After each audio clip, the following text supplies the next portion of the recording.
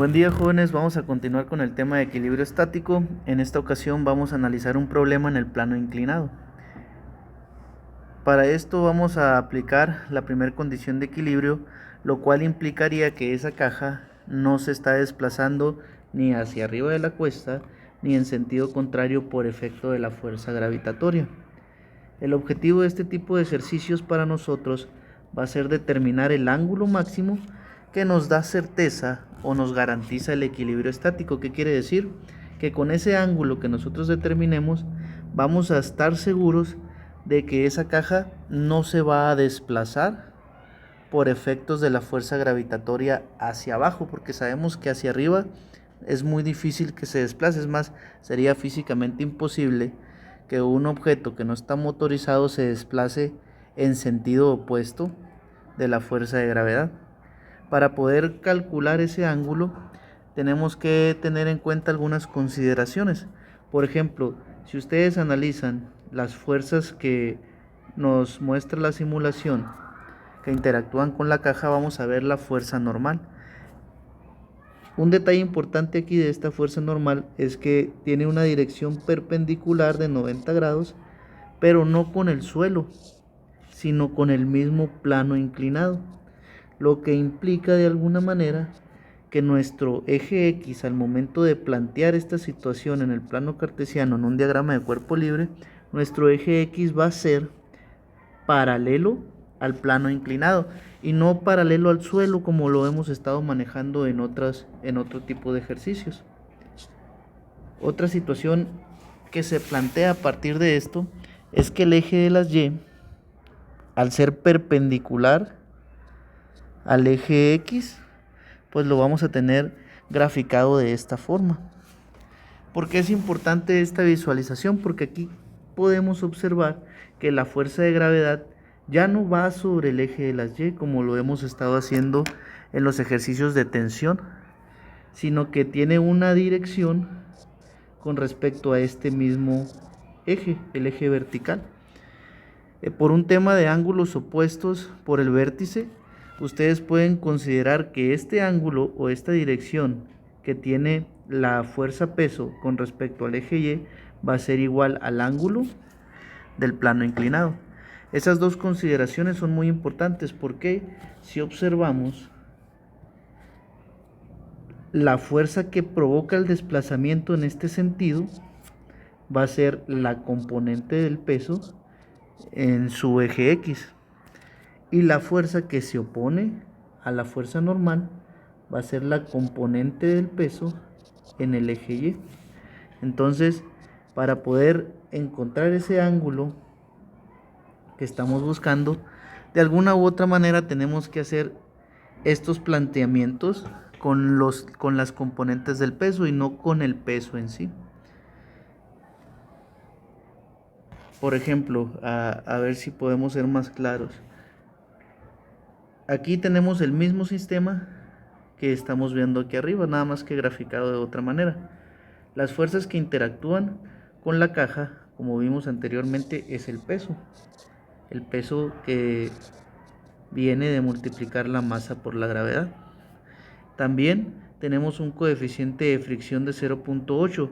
Al saber que la fricción se opone al desplazamiento natural de la caja debido a la fuerza gravitatoria que va en este sentido, pues nosotros podemos interpretar que la fricción se grafica en este sentido.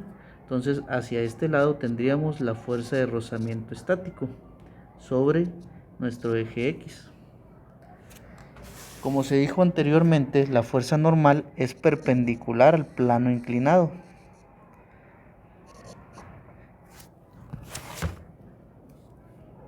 Entonces de aquí podemos interpretar que la fuerza que se opone a la fuerza normal, pues es la componente del peso en el eje Y, ¿okay? Que va a ser igual, debido a que este es el ángulo que conocemos, va a ser igual al multiplicar el módulo del peso por el coseno del ángulo.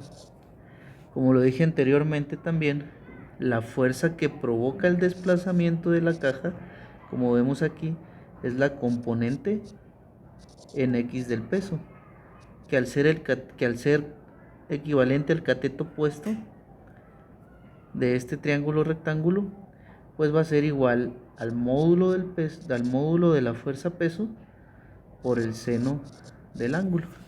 ¿Okay? Esta situación la podemos plantear en un diagrama de cuerpo libre como el que está aquí a la derecha de la pantalla. Lo único diferente o lo único que tenemos que considerar es que el plano cartesiano se gira en este sentido para poder ubicar nuestro eje X de forma horizontal como lo hemos hecho en otras ocasiones. Entonces, de esta forma ya podemos visualizar de una forma más clara cuáles son las fuerzas que interactúan en el eje X o en el eje horizontal, que corresponde en este caso particular al plano inclinado. Las fuerzas que interactúan en el eje X son la fuerza de rozamiento y la componente del peso en X. Con esos dos datos, nosotros podemos plantear la primera condición de equilibrio. La primera condición de equilibrio dice que la sumatoria de fuerzas tiene que ser igual a 0. Entonces, para que la caja no tenga un desplazamiento ni a la derecha ni a la izquierda, la sumatoria de fuerzas en el eje X tiene que ser igual a 0. ¿Y cuáles son las fuerzas que interactúan en ese eje? Pues como dijimos ahorita, la componente del peso en X más, la fuerza de rozamiento tiene que ser igual a 0. Voy a hacer más bien una serie de sustituciones, considerando que la fuerza de rozamiento por fórmula es igual a multiplicar el coeficiente de fricción por la normal. Pero como vemos aquí en el plano cartesiano, la normal es igual a la componente del peso en Y, y la componente del peso en Y es igual al multiplicar el módulo de la fuerza peso por el coseno del ángulo. Para el módulo, para la componente en X, pues sabemos que la componente en X es igual a multiplicar el módulo del peso de la fuerza peso por el seno del ángulo. Entonces voy a hacer estas sustituciones. Voy a considerar que el módulo de la fuerza peso por el seno del ángulo, que es igual a esta parte de la ecuación, más mu por el módulo de la fuerza peso por el coseno del ángulo, va a ser igual a 0. Recordemos el objetivo de este problema, que es determinar este ángulo. Para determinar este ángulo, donde yo tengo dos ecuaciones, donde implica una coseno y la otra implica seno, tengo que comenzar a idear en mi mente la manera de integrar o de aplicar las identidades trigonométricas, en particular la que dice que el seno del ángulo entre el coseno del ángulo es igual a la tangente del ángulo, porque de esta manera solo tengo una función trigonométrica y no dos, y de aquí pudiera despejar el ángulo.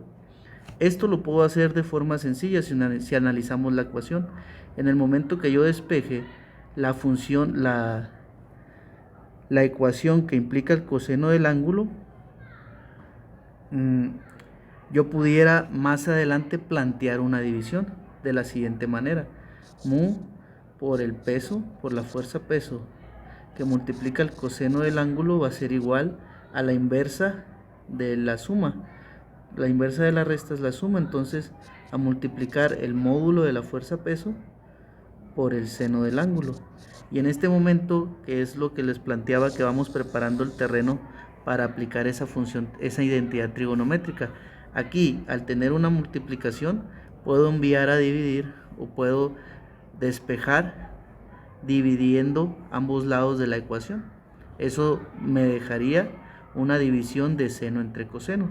Entonces tendría aquí que el coeficiente de fricción es igual al módulo de la fuerza peso por el seno del ángulo entre el módulo de la fuerza peso por el coseno del ángulo. Y como ven, ya he cumplido parcialmente mi objetivo de aplicar la identidad trigonométrica, en el sentido de que mu o el coeficiente de fricción va a ser igual, la fuerza peso se divide entre la fuerza peso, lo que me da 1, entonces no necesito ponerlo, así que me queda la ecuación como que mu es igual a la tangente del ángulo. Como mi interés es el ángulo, voy a despejar este ángulo diciendo que aplicando la operación inversa de la tangente, que es la tangente inversa del ángulo multiplicado por mu, la tangente inversa multiplicado por mu me va a dar el ángulo.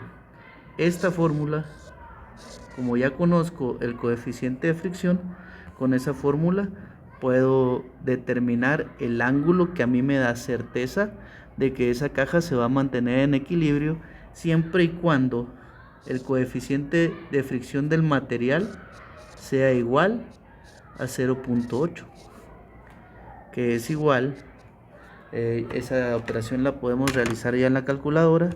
Shift tangente de 0.8 nos queda un ángulo de 38.65 grados. Este es el ángulo que me garantiza a mí que esta caja no se va a desplazar por efectos de la fuerza gravitatoria. Los invito a que realicen la simulación para que ustedes puedan comprobar estos resultados.